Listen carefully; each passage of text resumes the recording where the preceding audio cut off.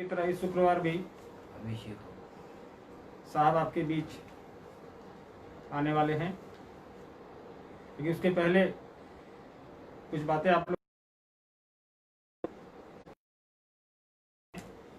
ज़्यादा लोग नहीं बैठे, मास्क लगाकर बैठें। साहब आपके बीच है।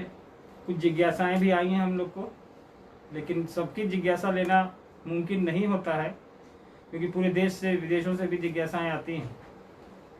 लेकिन उसमें से कुछ जो ली जा सकती हैं वो ली गई हैं। तो साहब आपके बीच आ चुके हैं, हम लोग कैमरा उनकी तरफ घुमा रहे हैं। रिजल्ट हो गया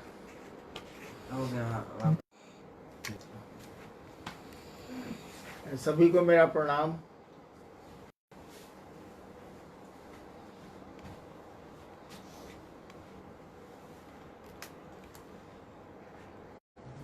मेरे साथ दिक्कत है कि मैं आपको देख नहीं पा रहा।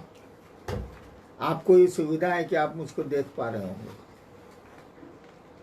सोशल डिस्टेंसिंग, मास्क, इन चीज़ों का प्रयोग बहुत ज़रूरी है। हमको, आपको, सबको इसकी बात माननी चाहिए, सरकार की बात माननी चाहिए।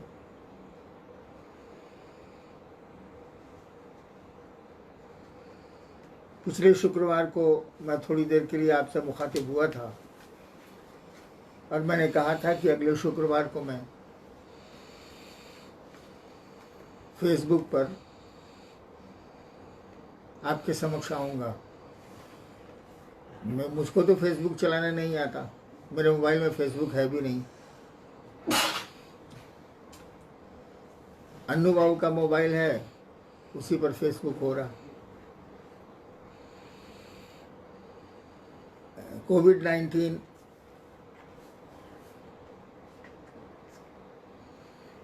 के आतंक से हम जूझ रहे हैं। मैंने पिछली बार ही कहा था, जीतेंगे हम ही। ये पूरा देश, पूरी धरती, भारत भूखंड शिव की सुगंध से भरा है और शिव के लोग कभी किसी समस्या से हारे नहीं हैं, लड़े ज़रूर हैं, लेकिन विक्ट्री इज वेरीली आवर्स। जीतेंगे हम ही, जीतते रहे। शिव गुरु की बात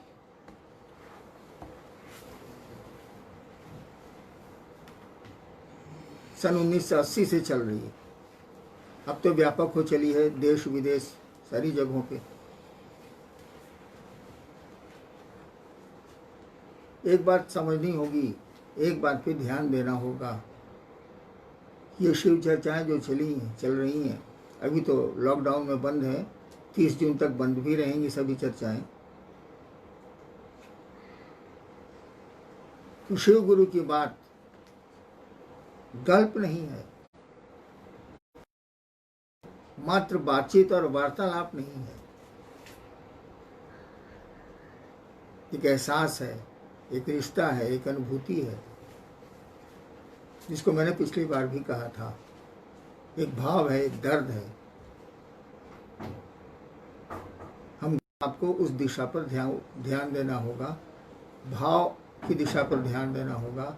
भाषा ज़रूरी है, भाव को शब्द देती है भाषा, लेकिन भाव महत्वपूर्ण है। आध्यात्म में बिना भाव के कोई कदम नहीं रखे जा सकते। भाव की ही कुंजी है जिससे आध्यात्म के सभी ताले खुलते हैं, वो नीचे के स्तर के हों या शिव के मामले में हों।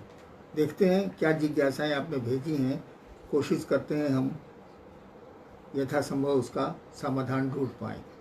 क्या जी, सर्वप्रथम तो भारत और भारत के अलावा और देशों से आपके वैवाहिक वर्षगांठ पे बहुत सारी बधाइयाँ और शुभकामनाएं और आशीर्वाद की आकांक्षा के साथ काफ़ी सारे संदेश आए हैं, तो आपके तरफ से कुछ आशीर्वाद हो जाता। आशीर्वाद के लायक तो मैं हूँ नहीं, धन्यवाद दूंगा, बधाइयाँ आपको दूंगा। आपने शुभकामना भेजी है। हाँ, अधिकतर जो बाहर से शुभकामनाएं आई हैं, आपको मालूम है कि मेरी पत्नी 2005 में ही गुजर चुकी हैं, तब भी शुभकामना है। मेरे लिए तो शुभ दिन रहा ही है। जी, अरुण सुनैया है बिहार से। मैं यह जानना चाहता हूँ कि गुरु हमारे प्रारब्ध में लिखे कर्म फलों को काट सकते हैं या नहीं। पहले प्रारब्ध को समझिए। सवाल है कि गुरु हमारे प्रारब्ध को काट सकते हैं कि नहीं। अगर प्रारब्ध को नहीं काट सकते तब तो लाखों लोग हैं जो अपने प्रारब्ध, अपने कर्म बंधनों के अंतर्गत चल रहे हैं। गुरु अगर प्रारब्ध को नहीं काट सकते, प्रारब्ध का अर्थ हुआ, इसके दो अर्थ होते हैं। एक तो हुआ संचित कर्म जो हमने पहले कभी किया है और जिसका फल अभी बाकी है। एक प्रारब्ध होता है जिसका अर्थ है कि वह कर्म फल अब धीरे धीरे आ रहा है, जिसको भोग रहे हैं हम, वो सुख हो या दुख हो। तो ये प्रारब्ध को अगर गुरु नहीं काट सकते तब तो गुरु का काम ही नहीं चलेगा। जीव शिव की ओर चलेगा ही नहीं, उनका शिष्य महादेव की ओर बढ़ेगा ही नहीं, उनका काम नहीं चलेगा। गुरु तो बहुत बड़ी सत्ता है, शिव गुरु के रूप में तो सर्वोच्च सत्ता है वो। गुरु भाव आपके प्रारब्ध को खंडित करता है, गुरु भाव ही खंडित कर देता है। गुरु भाव में सब सम्मिलित है, नमः शिवाय भी है, शिव की दया भी है, शिव चर्चाएं भी हैं। गुरु भाव ही आपके प्रारब्ध को खंडित करता है, लेकिन सही गुरु जो होते हैं वो उतने ही प्रारब्ध को खंडित करते हैं जो आपके आध्यात्मिक मार्ग में बाधा देते हैं। और उस बाधा भी अगर आएगी तो उतना प्रारब्ध हट जाएगा जिससे आप संघर्ष तो करेंगे लेकिन निकल जाएंगे, आपको रास्ते मिल जाएंगे।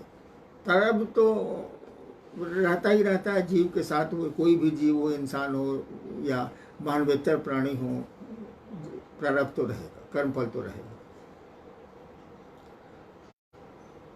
गुरु भाव ही कर्मफल को दग्ध करता है, उसको खंडित करता है और आपके मार्ग को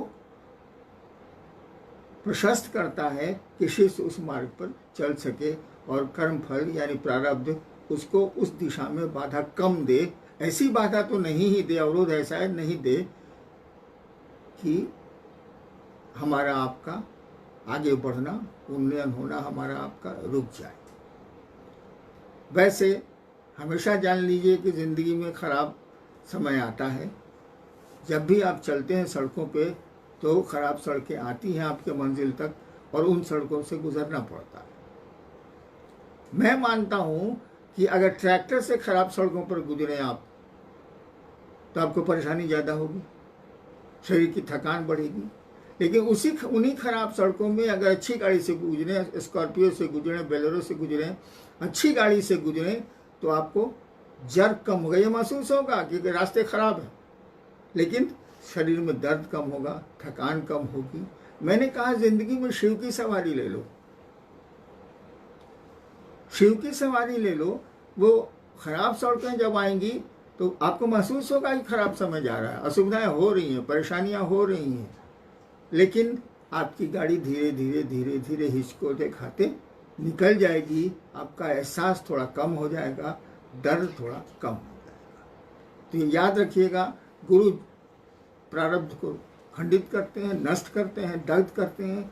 गुरु तो बहुत ऊपर की सत्ता है, गुरु भाव ही उसको नष्ट कर देता है, कम कर देता है। लेकिन सारे प्रारब्ध खत्म नहीं होते। जिन प्रारब्धों को भोगने की विवशता हमको आपको है, जो हम नहीं चाहते हैं भोगना, वो खंडित होते हैं, बाकी प्रारब्ध खंडित नहीं होते। जी, भाई विष्णु देव जी हैं जॉर्डन से। मेरे कहने से कोई शिव की दिशा में नहीं चल पाता है, इसका कारण क्या है और इसका समाधान क्या है? साधारण सी बात है, कितने पुत्र हैं जो पिता की बात पे चलते हैं? हम आप बड़ों की कितनी बात मानते हैं? तो हमारे आपके कहने से कोई शिव की ओर थोड़ी देर मुखातिब हो सकता है, थोड़ी देर वो प्रेरणा प्रेरित करने से वो शिव की ओर चल सकता है, लेकिन चल नहीं पाता है वो। चलेगा नहीं वो। श्मशान वैरागी का नाम हमने आपने सुना है। श्मशान में जब हम लोग किसी की लाश जला जाते हैं, वो परिजन हो या जो हो, तो वहां लगता है कि सब कुछ यहाँ बेकार है। और फिर श्मशान से जैसे बाहर हम आप निकलते हैं, सारी चीजें भूल जाते हैं। दुनिया के बवंडर में मन बहुआता घूमता। तो शिव चर्चाओं का अर्थ ये नहीं है कि आप भाषण दे रहे हैं, संभाषण कर रहे हैं आप लोगों के बीच, या किसी को समझा रहे हैं या समूह को समझा रहे हैं। जब तक आपके शिव चर्चा में शिव भाव से उस व्यक्ति को या समूह को जोड़ने की मंशा नहीं होगी, तब तक ये चर्चाएं बहुत प्रभाव नहीं डालने वाली हैं। कहीं समझिए इसको कि आदमी वक्ता नहीं है, बकर बकर कर रहा। भोजपुरी में है ना, बकर बकर करता, बकर बकर कर रहा। शिव चर्चाओं में शिव भाव अगर निहित नहीं है, हमारे आपके मन में शिव के प्रति अगर लगाव जुड़ाव नहीं है, वो भाव हम लोगों के मन में नहीं है, तो हमारी आपकी शिव चर्चा थोड़ी देर के लिए आकर्षित कर सकती है। सुंदर शब्द हो, शब्दों का सुंदर जाल हो, सम्मोहक शब्द हो, तो भले हो सकता है कि 1-2 लाख आप भीड़ जुटा लें, कोई दिक्कत नहीं है। आम जनता, भोली भाली जनता तो पहुंच ही जाएगी शिव नाम पर, शिव की चर्चा के नाम पर, लेकिन उसका प्रभाव उनके अंतर्मन पर बहुत कम पड़ता है, नहीं के बराबर पड़ता है। जब आप शिव भाव से चर्चा करेंगे, जब ये सोच के करेंगे कि मेरा गुरु, मेरा महादेव, उस सुनने वाले का भी महादेव हो जाए, तब ये चर्चा प्रभाव डालेगी। हमेशा याद रखिए, शिव चर्चाओं में शिव भाव अगर अंतर्निहित नहीं है, शिव भाव से ओतप्रोत अगर शिव चर्चा नहीं है, तो इस शिव चर्चा का कोई अर्थ नहीं है, इसका कोई मानी नहीं है, इसका प्रभाव भी बहुत क्षणिक होता है। जी, भाई अजय अग्रवाल है कटिहार बिहार से। क्या शिष्य को गुरु आदेश और उसके पालन में विचार और समीक्षा करने का हक है? बिल्कुल साधारण सी बात है।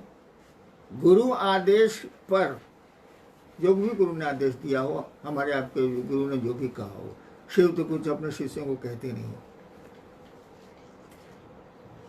उस आदेश पर अगर आप उसके कार्यान्वयन पर विचार करें तब तो ठीक है, लेकिन उसके औचित्य पर क्या कहा गुरु ने, सही है कि गलत है, यह विचार करने का हमको आपको अधिकार नहीं है, और हमको आपको इतनी समझ भी नहीं है। हम तो अपनी समझ से करेंगे, हम तो अपनी बुद्धि से करेंगे, लेकिन गुरु जो कहते हैं उनको बहुत दूर तक दिखता है। सुना है आपने, कहा जाता है कि जीवात्मा 10,000 साल के बाद, जीवात्मा 10,000 साल के बाद क्या सोचेगी, शिव जानते हैं।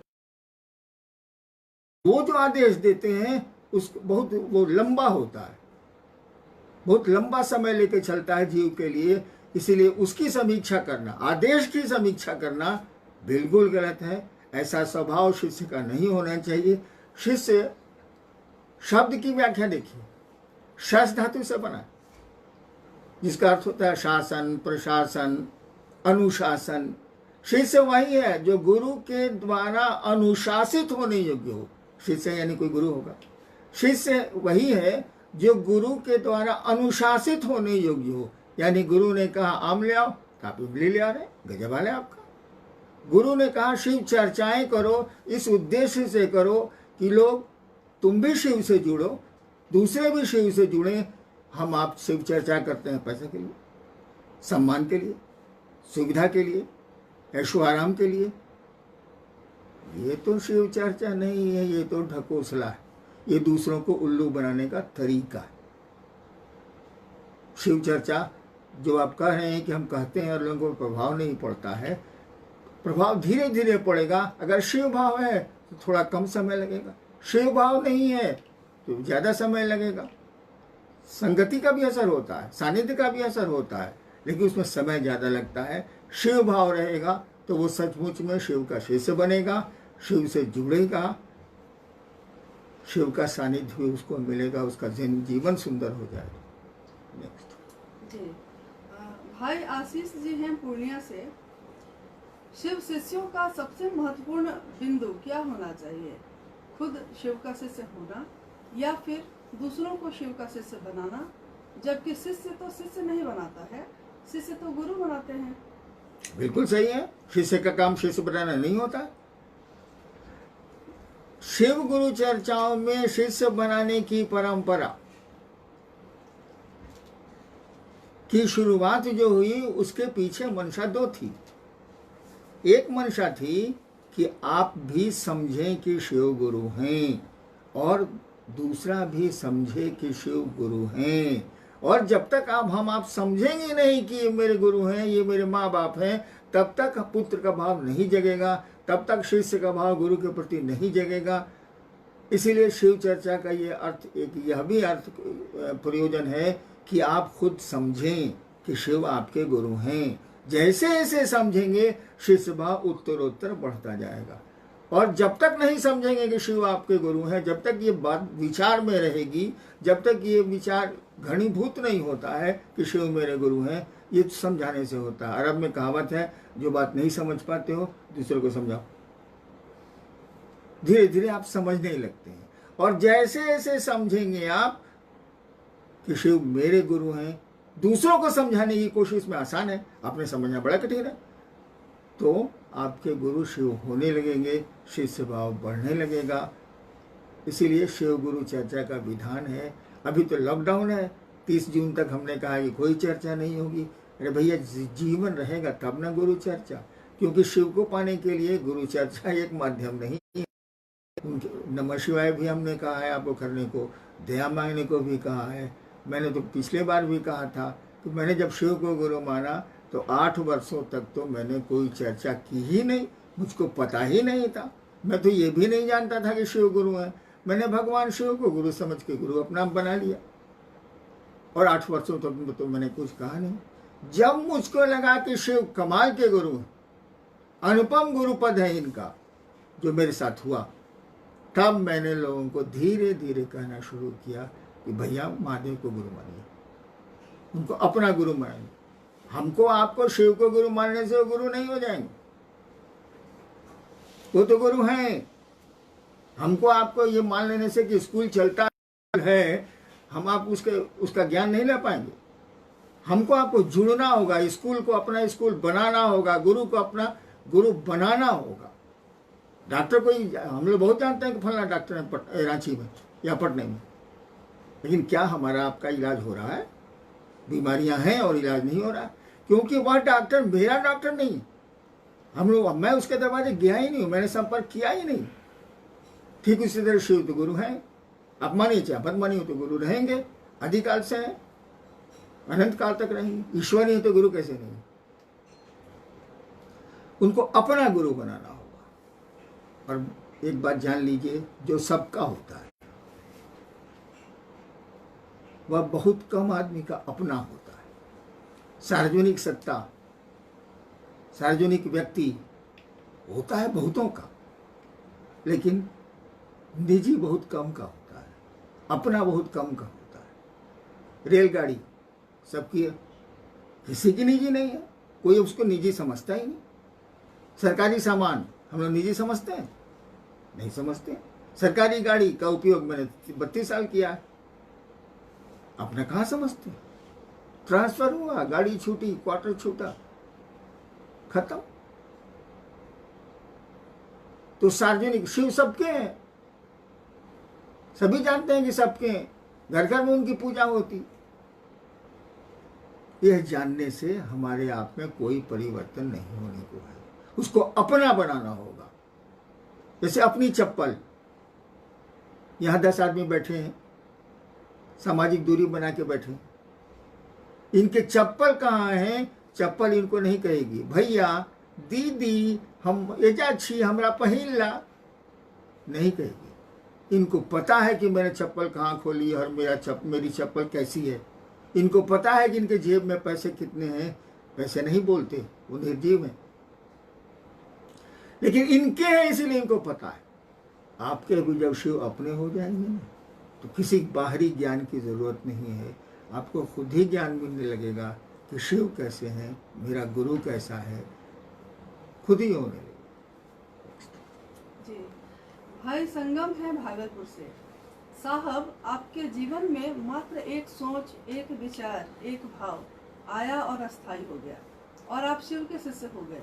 वही सोच, विचार, भाव हम लोगों के जीवन में कैसे अस्थायी होगा ताकि सचमुच में हम महादेव के शिष्य बन पाए? इसका सही उत्तर तो बड़ा मुश्किल है। आप देखिएगा, बहुत लड़के हैं जो बचपन से बहुत शौक से क्रिकेट खेलते हैं, यहां तक कि माँ पिता कहते भी हैं क्रिकेट से क्या होगा, जो पढ़ता क्या नहीं है, तब भी वो मौका निकाले क्रिकेट खेलने चला जाता है और एक दिन उसका नाम देश भी जानता है, दुनिया भी जानती है। तो किसी को किस चीज का शौक है, किसकी प्रवृत्ति किस दिशा में है, इसकी व्याख्या तो बहुत कठिन।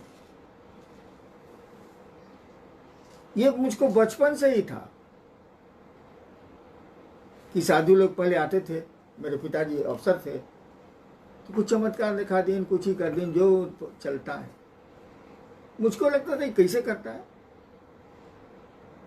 नहीं बुझाता था तो उसको मैं उससे लड़ जाता था, ठगा। ये उत्सुकता, ये उत्कंठा मेरी मरी नहीं, और इसीलिए 15 साल तक कभी ये साधना, कभी वो साधना, कभी श्मशान, हंटम संटम करता रहा। कहीं कुछ नहीं मिला, वो ये ढाक के 3 पार। आपको मालूम है कि एक रात मैंने श्मशान में 2 बजे खुद ही सोचा, तंग आ गया था, दुखी था, पढ़ाई भी चौपट, गार्जियंस भी नाराज, अभिभावक भी नाराज, पढ़ता लिखता नहीं है, क्या करता है।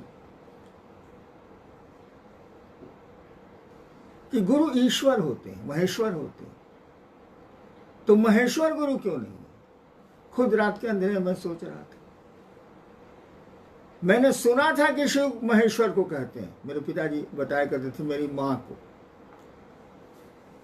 मैंने महेश्वर समझ के, ईश्वर समझ के शिव को गुरु मान लिया। I was not knowing this कि शिव गुरु, मैं नहीं जानता था कि शिव गुरु, और उस दिशा में बढ़ा। अब तो मुझको मदद मिल गई, नमः शिवाय मिल गया, और मेरी तो शर्त थी आदमी से सीखूंगा नहीं।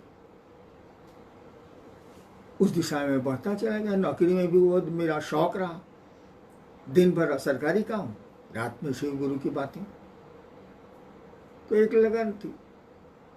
और जहां तक हमारे आपके मन में ये बैठ जाना कि शिव मेरे गुरु हैं, इसका स्थायित्व तो हो जाना, इसके लिए 3 सूत्र दिए गए। जब भी मौका मिले तीनों सूत्र में कोई ना कोई करिए। मन जब लगा रहेगा ना किसी चीज से, तो उसको अपना समझने लगता है, उससे जुड़ जाता है, तो शिव से भी जुड़ गया। जी, भाई संदीप सोनी है सुपौल से, बिहार। शिव शिष्यता में शिष्य की भूमिका कैसी होनी चाहिए? शिष्य की भूमिका कैसी होनी चाहिए? अभी मैंने कहा कि जो गुरु द्वारा अनुशासित होने योग्य हो, जो गुरु की मंशा है, वैसा हम आप करें।